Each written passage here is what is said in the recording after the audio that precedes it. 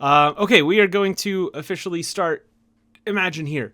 So today we are going to be talking about creating monsters in Runarcana. As of a few weeks ago, a couple months ago, I'm not 100% sure, they released a new update, which is a preview of 0.96. 0.96 is all about monsters, creatures, etc. So not all of how to create a original creature is in here, but I was able to get essentially the tentative plan for what their setup is going to be. And I was asked to put a disclaimer. All of this content is subject to change. Nothing in 0.96 is official.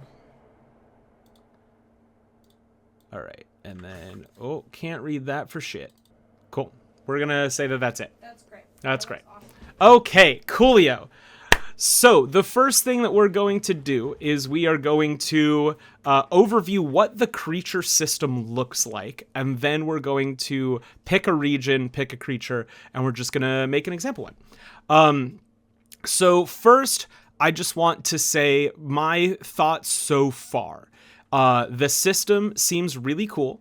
It is a lot more complicated than 5th edition, and I would say most of that complication increases the quality of the creatures. I think that I have consumed a lot of content about how to make combat and how to make creatures more engaging and more interesting. Especially a lot of like MCDM content, and I think that this system is kind of in the middle ground between what 5e does and what I would say a lot of like the MCDM supplemental content that I really, really enjoy does. But I think a lot of the things that they have are really unique. And I think that when you are designing a game, that is really important. So the first thing that's kind of overwhelming to look at is the very first thing that you are met with is this table. So ND is, I don't know what the Portuguese phrase for it is, but it's essentially CR. So anyone who's played 5th edition would know about challenge rating is just how difficult it is to face. The idea being a challenge rating 6 creature would mean that about 4 players of challenge rating 6 would find that to be a reasonable challenge. The difference is in this, we have 5 different levels or 5 different roles for monsters. And our default that we're going to be playing with is Soldier. Soldier is like your average run-of-the-mill creature. Nivel de desafio. Level of challenge. Okay, that makes sense. So we're going to be playing with a Soldier first. And the idea is if I have 4 level 4 players, that I would want 4 challenge rating 4 soldiers, and that would be considered a good, relatively medium fight. Then we have our proficiency bonus, which makes sense. I would say the most unique thing about Runarcana so far that I have enjoyed is runes, which I think they did a really good job of bringing a lot of the ideas of runes from the game League of Legends into the TTRPG space. So I'll explain what these things mean when we get there. And then this is just the amount of XP that we get. Then this is kind of an overview of a stat block. We're going to go into this later. And then the last thing that I wanted to show before we create our first creature is the description of the different roles. So the first one we're going to play with right here is a soldier. Soldiers are the driving force of any army. Soldiers generate enough threat to keep busy or even rival a single NPC. So our first creature, I don't know what it's going to be yet. We're going to choose one essentially at random. And we're going to start off with a challenge rating of 3 so that once your players have played enough through the first 2 levels, they have a better understanding of how the game works. That's going to be our first encounter that we are building. So we're going to start off with some soldiers. Each of these have some descriptions. Minions, fighting them one-on-one is just for level 1 players. But I think minions as a concept are really important.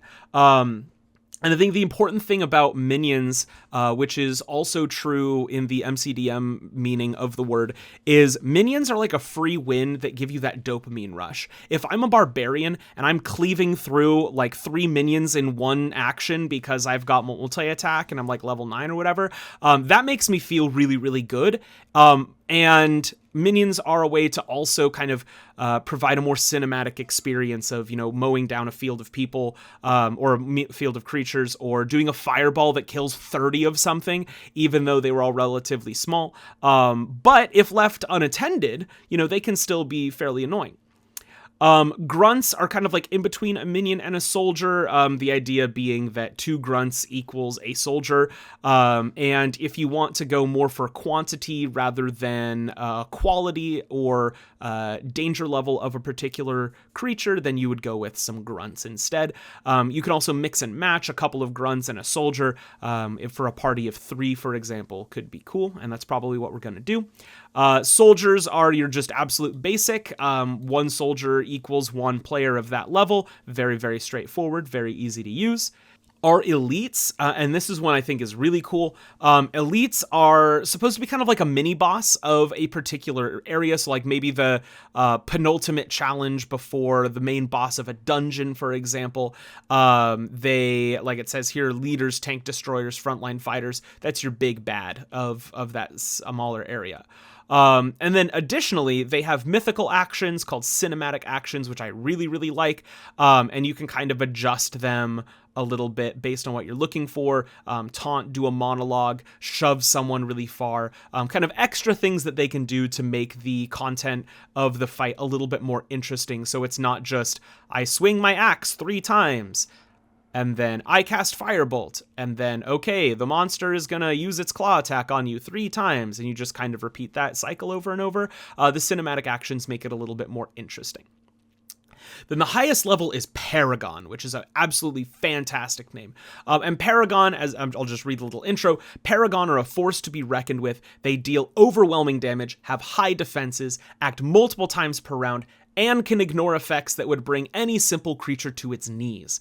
Ardu, you are an absolute wordsmith. I love the way that you phrase all of the things that you do. Even translated to English, it's fantastic.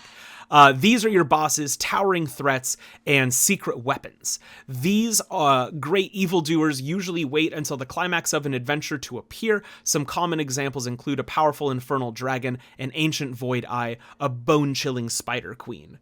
So in Champions of Runeterra, the campaign that I am currently running on Sundays on this channel, we don't get to do a whole lot of actual playing. It's usually like 2.5 hours a week, and we usually cancel 1 week a month. So we really need to make the most out of our combat, so that we're not spending almost the entirety of our sessions in combat. So Paragons, even though they're supposed to be, the absolute top level things, because of how infrequently my players actually get to fight, these are the kinds of things that they will be fighting more, mostly elites and Paragons. And then it has a bunch of other descriptions of things that we will play with throughout. So now that we've explained the general creature system, I want to make a disclaimer. So all of this content is subject to change. Nothing here is official. And almost everything that we're going to look at is published on the wiki, as you can see. However, there's one thing that I was told that I could share that I'm very appreciative, because it's going to make this a lot easier.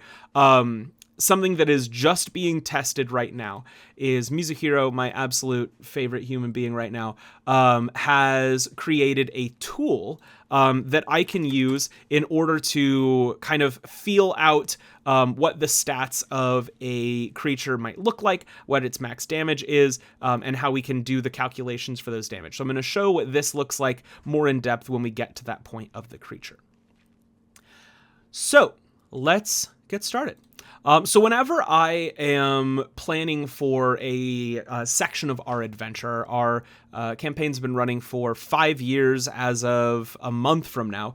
So I have had to really, really dig deep to find more interesting things for my players to fight.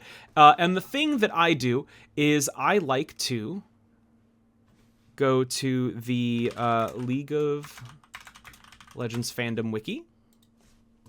Now, this is where I get most of my lore things for the campaign that I do. And now that we are on a different background, I'm going to change the color to white for the disclaimer so that it is legible-ish.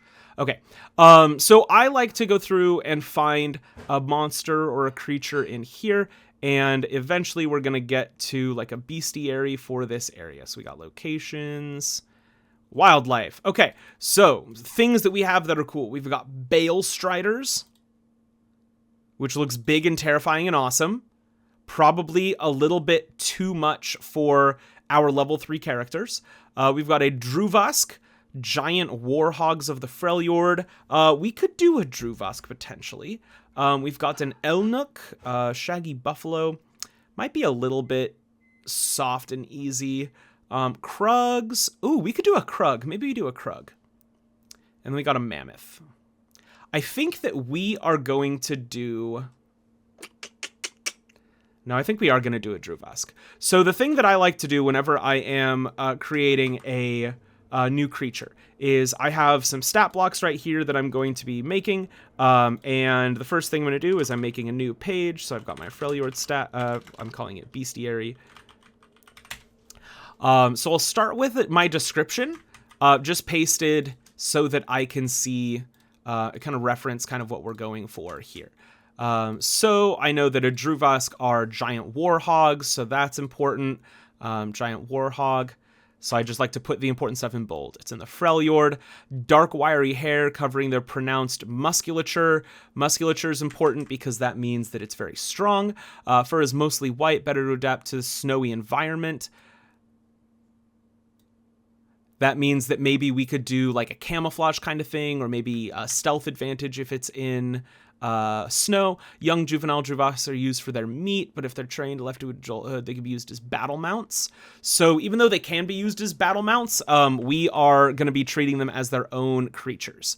One Drüvask, we got Sejuani's. An adult one is large enough to handle an adult Iceborn.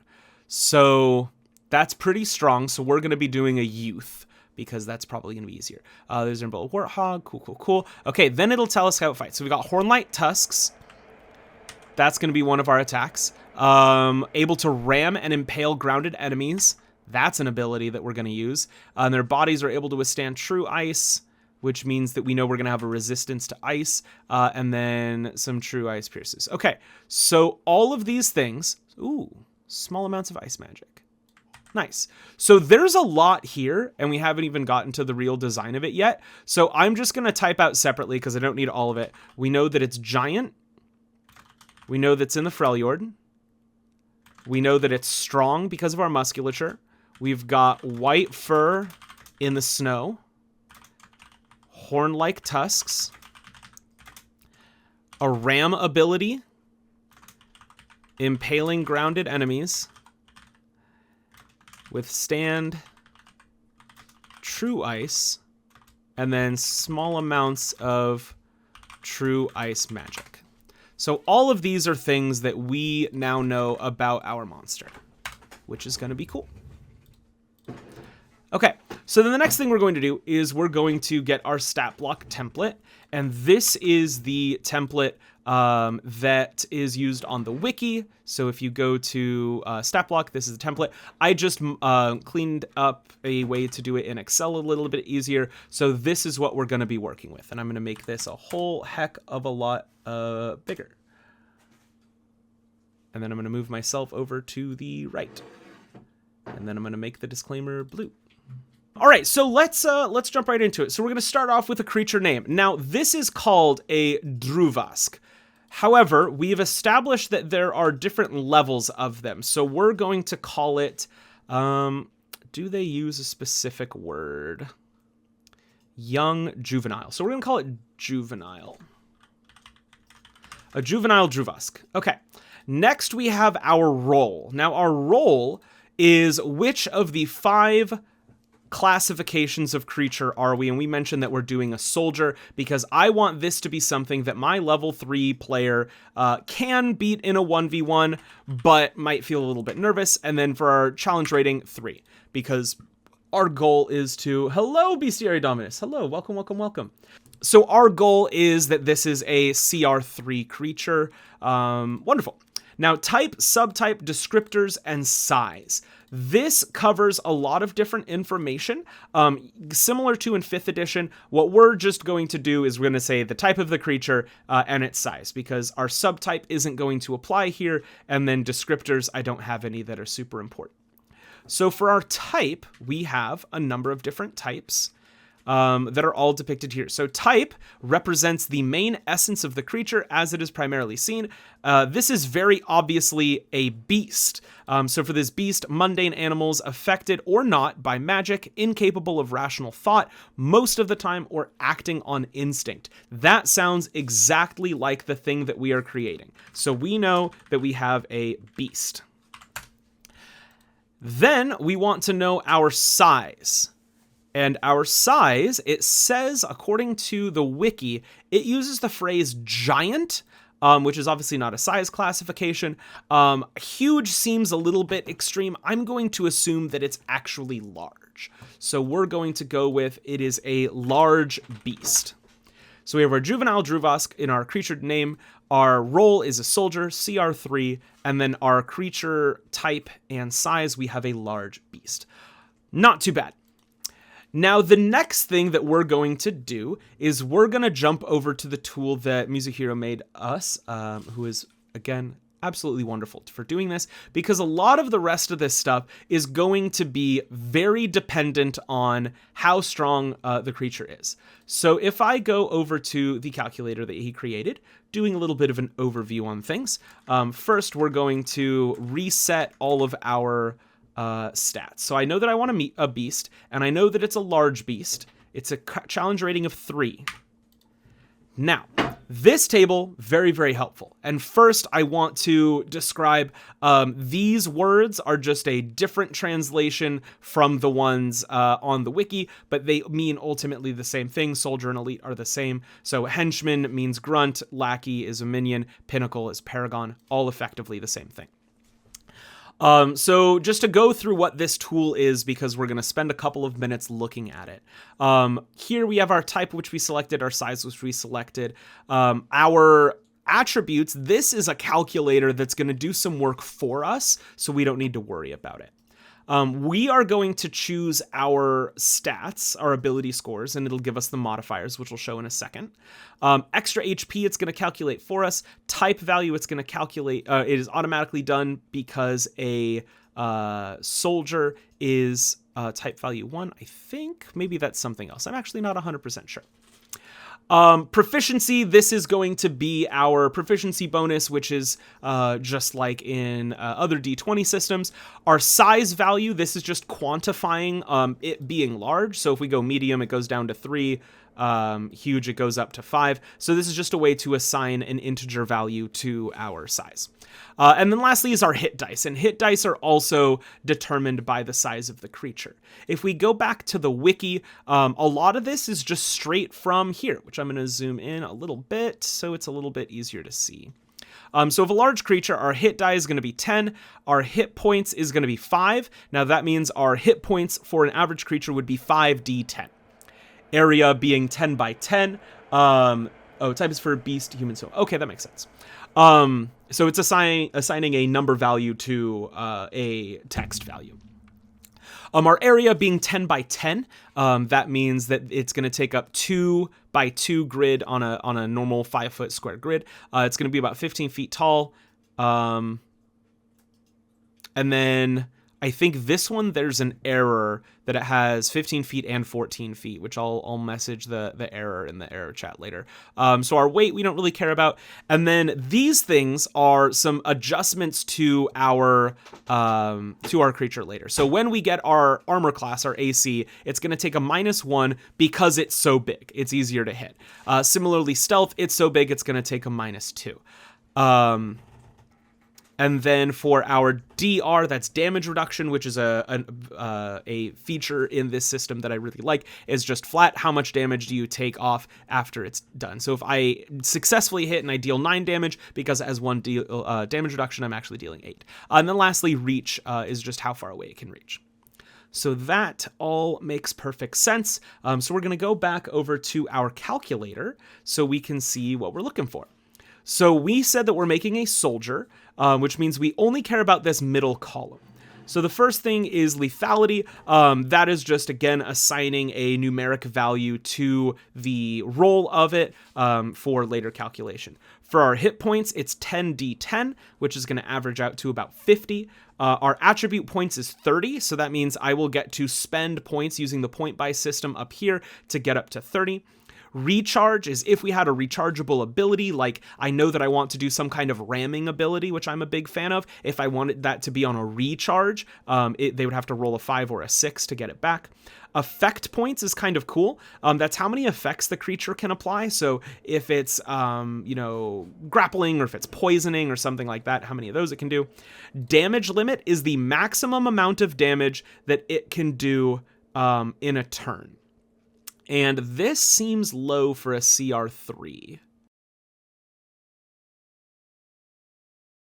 And then lastly, multiple attacks. So that just means that we do not have multiple attacks here. And I can see that Music Hero is currently fixing it, which I appreciate.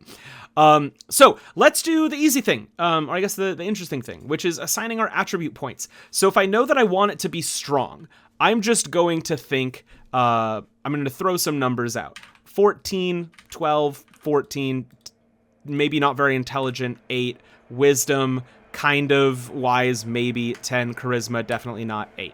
So this to me says a relatively strong and durable creature, nothing super duper crazy, and then it's not very intelligent, not charismatic.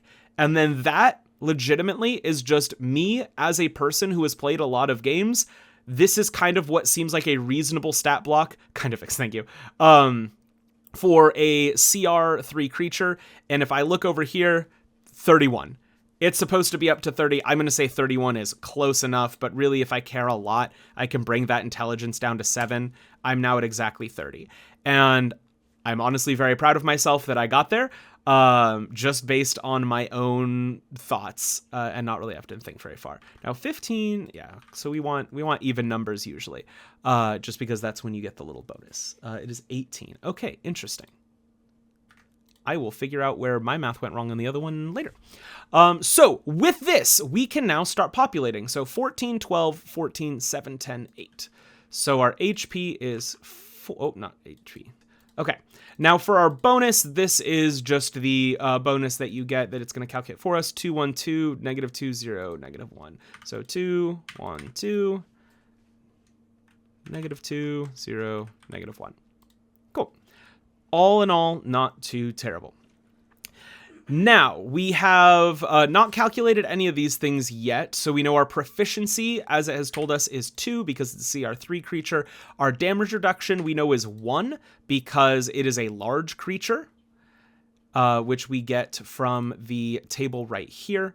Our AC will do later, HP will do later, and then its initiative is just its dex bonus usually, so I'm just going to make that a 1.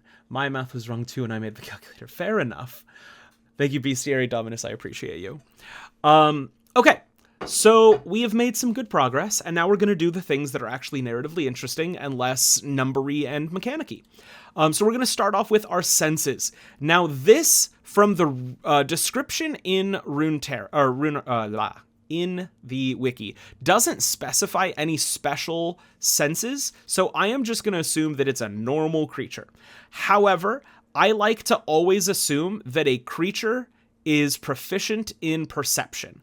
And the reason that I assume that creatures are proficient in perception is because they live in the wild, they need to survive.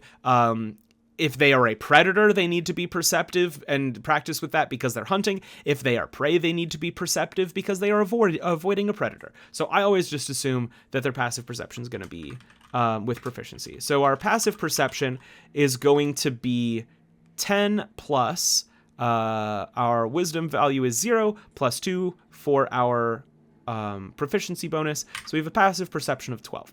I don't care about anything else in the senses. I think it's fine. Now, speed. Speed is also a little bit subjective. The default speed for a normal creature we normally assume is 30. 30 would allow it to keep pace with a player of average movement speed. So I am actually going to do 30 feet of movement speed because while it is a mount, it's also kind of a heavier mount that I'm guessing is not crazy fast. I could do 35. Let's do 35. We're going to do 35 feet just so that it has a slight edge over your average player. Now, skills, not every skill matters. And if I am looking at my stats and the kind of creature that I'm doing, and I look at what our different skills are, the things that stand out to me are athletics, because it's a very durable, creature of burden / riding creature. So it's definitely very athletic. And that could help in the case of grappling potentially. And then I've established that I wanted to be perceptive. But beyond that, none of the other skills are likely to come into play realistically. So I am going to do athletics and say that it's proficient in that. So athletics, it has a strength of 2 and proficiency of 2. So athletics is going to be +4, and then perception is going to be +2 because it's proficient. So I think that that's fine. Probably smell. Oh, yeah, smell, I like it. You could also gain advantage on perception checks related to some sense. I love that. I love the idea of it being good with smell. And Evan Ben Wolf, thank you so much for stopping by. Welcome, welcome, welcome. Yeah, so I think senses is cool. I think we're going to put the advantage on smelling in features, or would we put that in senses? What do you think, at people who do this for a living? I have seen it in both depending on the system. So I'm going to put that on hold while the smarter people tell me what their thoughts are. And then languages, none. We're not going to be a communicative thing. I used to play that they speak animal and that all the animals could communicate for fun. Put it in features. Okay, that's what I thought made sense. So then we're going to go to our experience. And this is, again, one that is on the table for us, all provided, knowing that we are a soldier. This, again, the most overwhelming part of this entire process is looking at all these numbers, but we need very little of them. CR3, it's a soldier. Individual, 66. For the collective, 175. Boom. Collective, 175. Individual, 66. And we'll put the word XP on it just so that it's there. All right. Not too fat. I've already finished Drüvask. Let me see if you have the same mindset aligned for the... Oh, I'm so excited. Okay. All right. So this is where we're going to get into needing our... I'm going to put this over here. Our things. So for defenses, when I think of this creature, I assume that it's fairly durable, but because my mindset is I don't want to make too many assumptions about what the creature might be like, I try to stick to what the creature is like officially to some extent. So I am going to assume, it doesn't explicitly say a thick hide, but I'm going to assume that it does. So we're going to start with saving throws, and then we're going to do resistances, and then we'll do conditions. So things that I think are probably true. Saving throw, I think probably strength saving throw. How do we format this? Saving throw. Oh, okay, cool. So we're going to do saving throws. Strength is going to be a +4. And then also I feel like as a thing that is mounted, it is experiencing a lot of things in a very harsh climate. It has probably got very good constitution. So I'm also going to say that it is proficient in constitution saving throws. I'm going to do constitution also +4. And then they made this bolt. Cool. Now, the next thing that I want to do is damage resistances, or do we do conditions? I'm trying to follow their model as best I can. So damage resistances, we will have some damage immunities. We will not. Damage vulnerability, I don't think we will. Oh, damage immunity, we definitely will. Condition resistance. Okay, cool. So let's jump over. We are thinking this is a big, durable creature, and it lives in the cold. So we are going to make two assumptions. Assumption number 1 for damage resistance is, especially because it has true ice powers and it can withstand true ice, we want it to be resistant to cold. Now, one of the things that is in this system that I am not an expert on, which honestly, I think I'm just going to take a second to go find it, is there are like a bajillion different types of damage now, and I do not know all of them. So we are going to figure that out really quick. Yeah, we do. Damage types. Okay, simple damage. Simple elemental. Simple physical. Magical is like that, but a little bit better, and then true damage. Okay, so I think what I'm thinking is this is a relatively low-level thing. I don't want it to be aggressively resistant, and because it's not describing the specific type of hide, I am only going to make it resistant to slashing damage. And the reason for slashing damage is when I think of like a normal leather, it's fairly easily pierced, but things can kind of glance off of it a little bit. So we're going to do slashing damage, and then we're also going to do cold damage, and we also want whatever the fancy version of cold is. Magical... glacial. Yeah, definitely going to be resistant to glacial. Maybe it's resistant to glacial and immune to cold because it's got that true ice. And it says withstand, but that doesn't mean is immune to necessarily. So we're going to do that. All right, so we've got damage immunities. Cold.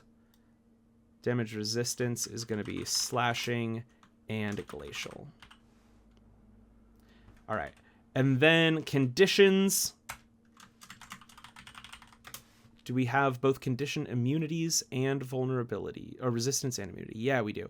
I think that this is the kind of thing that a big, terrifying woman like Sejuani is going to mount and run in, and that probably can be done without too much training. So we're going to assume that they are, at the very least, resistant to fear.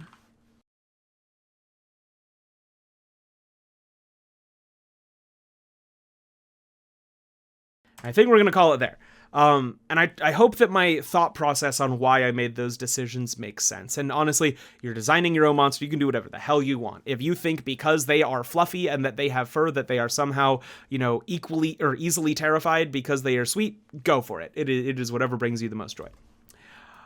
Features. Okay, so this is where we get into things that are really, really interesting. So the first thing that I remember is talking about smell and maybe having advantage is for if they are smelling.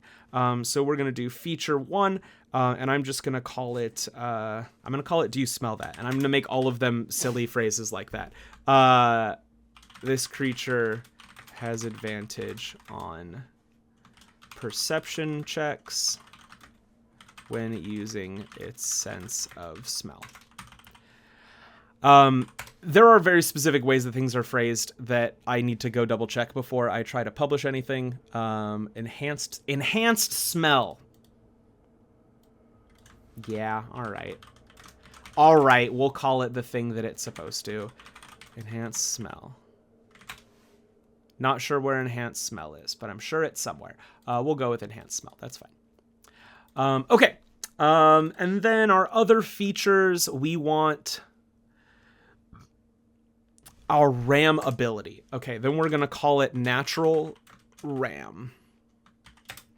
And one of the things that I really like to do is if something can ram with its tusks and whatnot, I'm actually also working on a basilisk. I'm going to rip off something that I did elsewhere, where I called it battering ram. I made it in attack in the other one, but I'm going to... I think I am going to make it a bonus action, actually. I'm just going to blatantly steal something from another character, and I'll explain that in a second. So we have a bonus action. And then, because I like the way that I phrase this also, battering ram, if it's a natural, ramming skill, then we're going to give that the same thing as my other one. So battering ram, instead of basilisk, we're going to call it a Drüvask. And because It is not as big and scary as a basilisk. I am going to make it double damage instead, and it's going to just be a little bit different. Because it talks about ramming things down. It does focus on ramming monsters. You put ram action 2. That's awesome. The reason I'm putting it as I'm going to do it as a feature and as a bonus action, because I feel like it is kind of tied in with its movement. If I am charging at you and I hit you, I don't think that necessarily takes any more time than running at you and stopping at you. And you are free to do it differently. So after moving at least 10 feet directly toward a target, the Drüvask may make a melee ram attack. Melee, and then we're going to change what these numbers are in a second. Bludgeoning damage of the target is a creature must succeed a strength saving throw or will be knocked 10 feet and become prone. I like that general structure. And then we're also going to have a really, really simple attack style. So we'll do that. The only reason I'm doing the bonus action first is because I know I was taking it from something else. So we know that it's melee. Instead of having a +7 to hit, we have proficiency of 2 and we have a strength of 2. So it's going to be a +4. For one target on a hit. Now our max damage per turn is 18, but I am actually going to disregard this when it comes to calculating our max damage, but I am going to keep it relatively small. So I'm just going to do 1d6 +4, a d6 being the amount of damage you would take from falling 10 feet, and then the +4 being the fact that it's proficient with it. And we're going to call that good for the bonus action. Now for the attack, I want to make sure we've been following our things. We got giant, we got Freljord, we got that it's strong. Oh, white fur in the snow. I lied. We're going to go back to a feature. And I'm going to call it snowy camouflage. And I'm going to do that the Drüvask has advantage. Oh, I'm being inconsistent with this creature versus whatever. That's fine. We can copy edit later. This creature has advantage on stealth checks when in a snowy environment. We can delete this. Attack name. Okay, so here we're just going to do one attack, and our attack is going to be called Horn-like Tusk. We're just going to call it Tusks. This is a natural weapon attack. It is melee, so we can delete that. For our +X to hit, that's going to be 4 because it's going to be our strength plus our proficiency. Our attack range is 5 feet. How many targets? That's going to be single target. On hit, it deals Y damage, so damage die +X damage of 1 damage type. Yes, I have the damage calculator. So the thing about the damage calculator is for the bonus action, since it's not like its main thing and it isn't likely to be used very often, I am ignoring it for specifically the bonus action. Now for the tusks, we're going to go into our damage calculator. So if I know that I have a soldier who has a CR3, then we have, and our modifier is +4. So I want my maximum damage to be 18. To match this. So this calculator is doing a little bit of a funky something. But really, if I know that my max damage is 18, and I have a +4, that means realistically my max damage is 16. So I can do 4d4, or I can do 2d6. Normally, by CR3, you would want to do things in d6. But if my absolute max is 18, and I definitely want that +4, and I'm trying to adhere to the system, the other option that I can do is think more about averages and less about maximums and do 3d6. Or I could do 2d8. That's also... I think I'm going to do 2d8, and I'm just going to ignore the system. So if the maximum damage is supposed to be 18, 2d8 +4 is 20 as an absolute maximum, but it's close. Or I could do 44. I'm going to leave it at 2d8 and just let that be the thing. And then we want our average. So our average of 2d6 would be 1, 4, and 1, 5 rolled on the 2d8s, which is 9 + 4 is 13. Damage of one type, and we are going to do bludgeoning damage. Bludgeoning damage. Okay. And then I'm going to delete this row because I don't need it. And I think that normally I would see something like horn attack, so I am going to call it tusk attack. Okay. Making sure we've done all of the thing. I did notice there a mistake on it too. Okay, rad. We are also professionals. Hey, you know what? We are quite literally not professionals. We are hobbyists, and that is okay. All right, so we have done so frickin' much, and it took 40 minutes, but we're also explaining every single step of everything, and normally this would be faster. And I want to make sure that we've done all of the thing. Impaling grounded enemies. We are going to give another feature for impaling grounded enemies.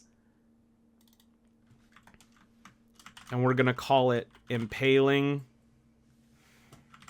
Oh, we're going to call it prone impale. Maybe just impale. We're going to call it impale.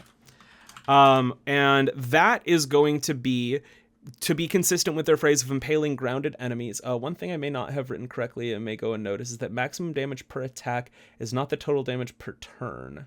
So it's up to the DM's creativity to balance everything. Okay, I think that is the thing that caused Mizu and I to spend 2 hours making Excel spreadsheets last night and trying to figure out is maximum damage versus average damage and whatnot. And the thing that my point is for my own homebrew or your own homebrew, when you at home are creating your own creatures and whatnot, you do whatever you want. If you notice that your players all decided to get heavy armor and you know that you need the extra 1 or 2 to hit, that's totally fine. And if you decide that you want maybe the opposite, you can make adjustments as needed.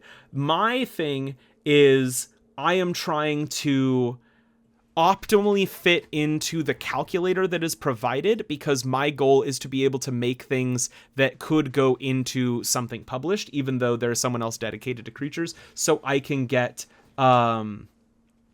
just be consistent in my design philosophy. But for impale, I'm just going to say, when attacking a proned creature, the Drüvask deals... Oh, I could just say this creature. This creature deals an additional... And I want to be reasonable because we're only level 3. So we're just going to do 1d4. 1d4? Yeah, 1d4. Because you're also probably going to have advantage because they're prone. So we're going to say 1d4 piercing damage. Just as a little bonus. Just a little bonus. And I know there's a lot of features, but my thought is when I'm fighting, I don't want to just hear, all right, the wolf's going to bite again, over and over. I want there to be consequences for my actions. And what this looks like is if I have a party of 4 level 3 players and I've got 2 of these Drüvasks that are teaming up on me, one of them knocks me back and knocks me prone because of the bonus action ram attack.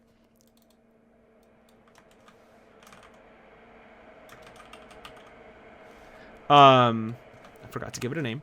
And then the other one is like they're waiting to impale me while I'm on the ground. That's engaging to me. And I know that I have to avoid being... And then once I see that happen to my friend, I know that I need to jump out of the way or I need to, prepare myself so that I can, avoid this kind of combo move. Then our last thing up here is our DC should be lower. So we're just going to say 10 plus whatever the stat is because they're relatively low level. So we're going to say that it's a DC 12. Okay, all of that's good. All of that's good. And then to be consistent with how the things are formatted, that would be in caps. Cool, cool, cool. All right, we have everything but runes at this point. We have done all of the values and goals that we had for putting this together. That's right, I have the same thought when creating creatures, especially those with partnership packs. Yeah, absolutely. Pack tactics is huge. Okay, then we have our runes. Now, runes are really, really cool.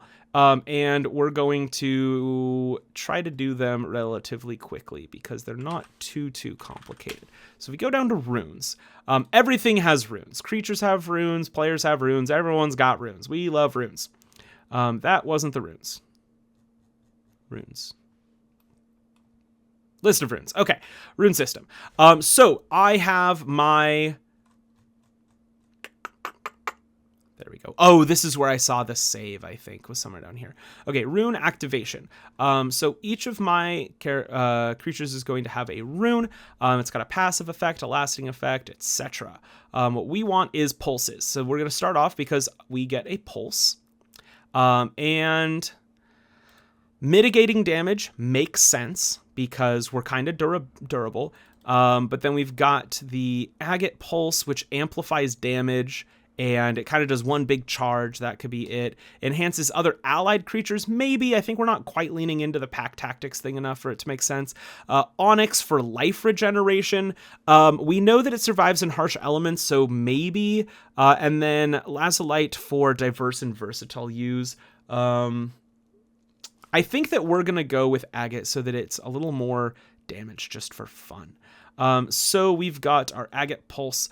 So if we are CR1, a creature that possesses agate pulse deals its pulse dice as additional damage from a number of... A creature that possesses this pulse deals its pulse die, which is 1d4, as additional damage from a number of damage types based on its CR. Understood. So it's CR3, it's not yet CR9, which means I get to do one physical and one elemental, or one physical or one elemental. Understood. Okay, so this is what this should look like, and that makes this nice and easy. So we can literally just steal this, throw that there. Bold agate pulse. And instead of piercing, we're going to do bludgeoning. And then instead of energy, we're going to do cold. Damage types are not capitalized in this system. So then I get to pick which one. And then for our rune, Territorial Outbreak. But I don't know if we get a rune, actually, because we are only CR3. Oh, we do get one rune. Okay, we get one rune. D4, 1d4. Excellent. So with our one rune, we get to pick a runic power.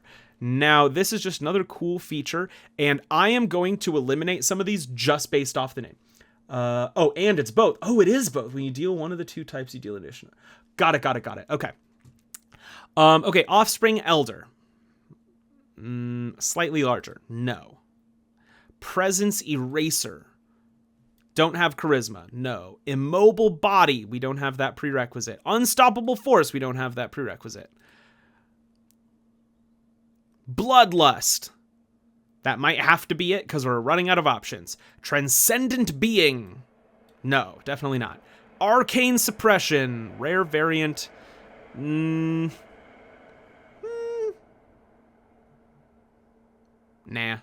Territorial Outbreak. Slightly larger. No, we want to keep it the same size. Ravenous. Perpetual Hunger. That's kind of cool. Maybe we go Ravenous or Bloodlust is definitely going to be it. So Ravenous, what does it actually do? When hitting an enemy with a melee attack, uses its whoa, 5d10 necrotic damage. That's simply too much. That will one-shot any of my characters. So I can't do that. Bloodlust. Okay, this is a lot of text. Creature is more aggressive, sure, sometimes relevant, blah, blah, blah, blah. Okay, whenever it makes an attack roll or forces an enemy creature to make a saving throw and deals damage in the process, 2 or greater than 1/3 of the target's maximum health, that could happen. The target creature becomes bloodied and marked for 1 day, requiring a medicine check of what would essentially be 9 to stop the source of the bleeding. While mark the creature with this rune, always knows location. That's cool and won't instantly kill anything. Okay, great. We're gonna do this one, which means we have Bloodlust. Uses half proficiency is 1. And the way that the template is set up is on our example, we just write what the rune is called. So we just call it Bloodlust and write one use rather than describing the whole thing. And I think that that's fine. I use Roll20, so I would just add that as a feature description. So we're just going to say Bloodlust. And then I believe the formatting is not capitalized. And again, I am big into copy editing, so I just want to make sure that's all there. Okay. What things have we not done? There we go. All right, runes are done. We got a cool bonus action. We got a cool attack. We're good. Features, we've got plenty that do a couple of different things, interacting with the environment, interacting with other creatures, interacting with a specific condition. Boom. Defenses, we've got logical saving throws for the type of creature it is, logical resistances based on the type of creature, immunity because it's got that true ice, love that, and resistant to fear just because why the hell not. Languages, it doesn't speak. We got a couple of basic skills. Now, one thing that is important is it talks about, because of its size, it has the -1 to stealth. Because our stealth would only be a +1, I'm just leaving stealth off of it and ignoring that entirely, because the -1 from its size and the +1 from this are going to equal each other out. Speed, it's a big creature that covers a lot of distance, a lot of terrain, and then we got a passive perception. I think all of that's great. So now we get into the last couple of things. Initiative, proficiency, damage reduction done. We need to calculate some hit points. And for our hit points, we've got 10d10 plus 4. Really easy. We're going to say 54 because that's half of 10 or half of 100. That's not actually how that math would be, though. It would be 5 5s and 6 5s. So it's actually 59 because that would be the actual average. So we're going to do 59 HP, and then we'll show the people how we did that. So 59, which is 10d10 plus 4. Cool. And then our AC is the thing. There's a second effect there. Second effect of the rune?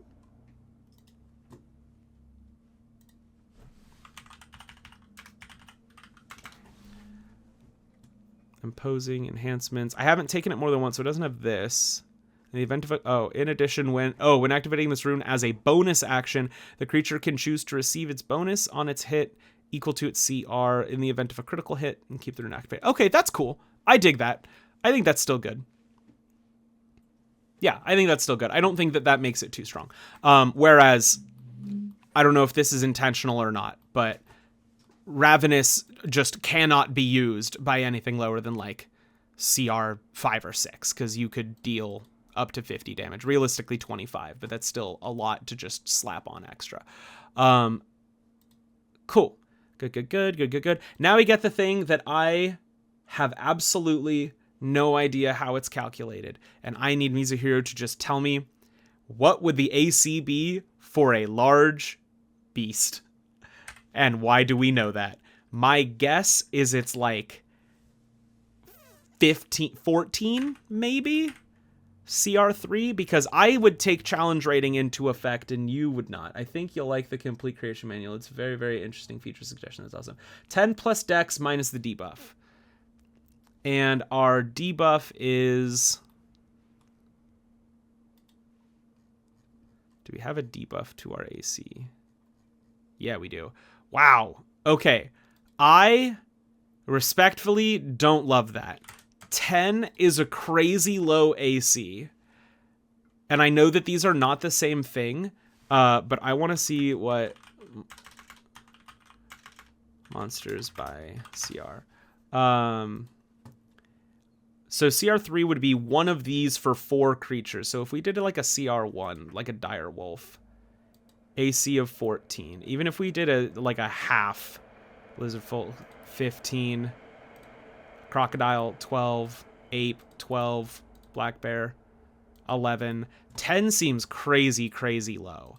And I don't have a mathematic reason why, but I think based on size. Yeah, you could do it with con rather than dex. I think I'm gonna do it with con rather than dex, just so I can have it be 11. Just because 10 is crazy low. You have like a plus.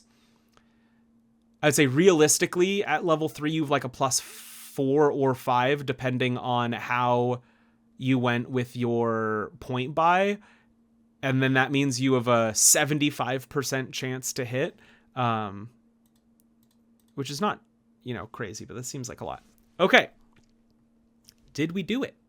With lots of discussion and getting distracted and reading lots of things. And I think as you go through the process multiple times, it'll make a lot more sense. So I want to think if I do what I want to do, which is I want to do 3 creatures of CR3 against 3 CR3 players that my friend and I are going to design. What does this seem reasonable? So I've got name, roll, CR is all good. This is fine. All of this is done.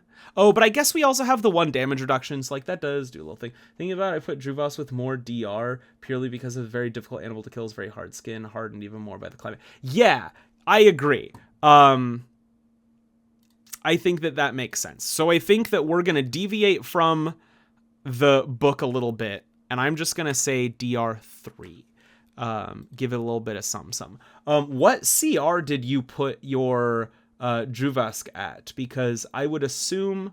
Well, the other thing that's important is I'm specifically doing a juvenile one, so I'm doing a young one, and it describes stronger ones, and I think a stronger one I would do as either a higher CR creature or like an elite version of it.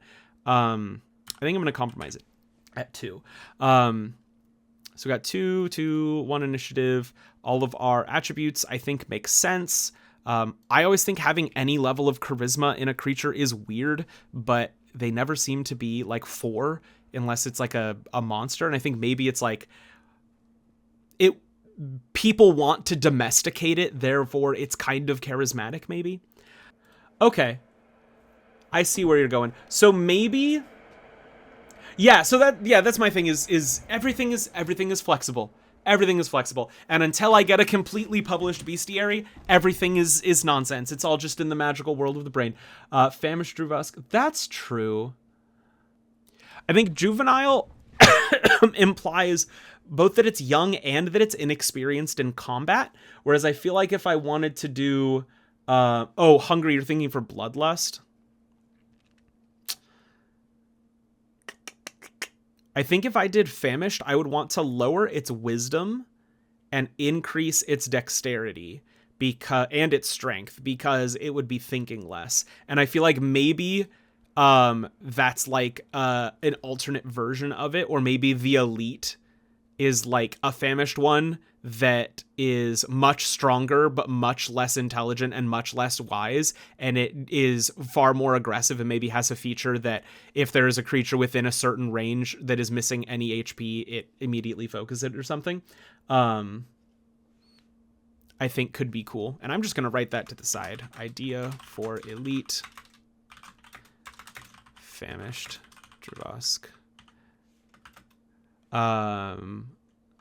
Lower int was charisma, higher strength dex, feature for attacking bleeding creatures, wounded creatures. And then just another idea I had is maybe, even though this kind of breaks balance, feature that a does not expend a reaction for attacks of opportunity against enemies with 50% or lower HP, and call it like Prey on the Meek or something like that. I can see a narrative where a group of juvenile Drüvask attacked a group due to lack of resources. Then as you approach, reason will find... Yeah, yes, absolutely. I love that. I love that. And one of the things that I try to avoid is, unless it's a really like terrifying monster, like a dragon or something from the void, I try not to have players kill things that are like the baby version of it. So normally I would say the minion would be like a whatever's younger, like an infantile Drüvask or something that's just like easy fodder, but I don't really want to encourage that kind of gameplay. And eventually stronger fat and one being the reason for the others not having food. I think that we just came up with a really simple level 3 mission, like not necessarily a full adventure, but like you are maybe the livestock from, because I always try to tie in a champion. Maybe the livestock from Brahm's village has gone missing, and you have to investigate where they went. You find out that it was a bunch of juvenile Drüvask that are bringing food back to their famished version. I think there's room with a hunger theme that didn't make it into the preview, but I like the interpretation. Everything is flexible. I like that. Oh, that also makes sense. Yeah. Okay, cool. I think we did it. I think we made a really, really freaking cool monster. Hell yeah. Congratulations, team. I am going to say that that was a success.